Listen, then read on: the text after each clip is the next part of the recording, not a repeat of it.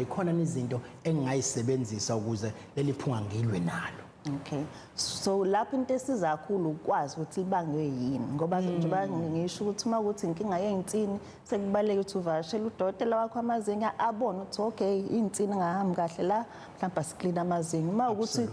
kuphumela asithi kuboleni kwamazinyo mhlawumbe unembobo wena ehlala ukudla ebanga ukuphungela ifuthi sezoyibona leyo mboba alungise nalapho uma kuukuthi mhlawumbe awuxubhulime nakusahambi kahle nasolimini Olimi liyaxutshwa liyaxubha nolimi ngoba nalo nawo amagciwane akhona uma sekuhlezi sekusahambi kahle uzokwazi futhi ukusiza ukuthi okay asenze right ngala uma kuukuthi into engekho futhi emlomeni esesiswini uzobona futhi ukuthi okay mhlambe wena usayi ngale okhona enye inkinga ekhona silungise kahle lapho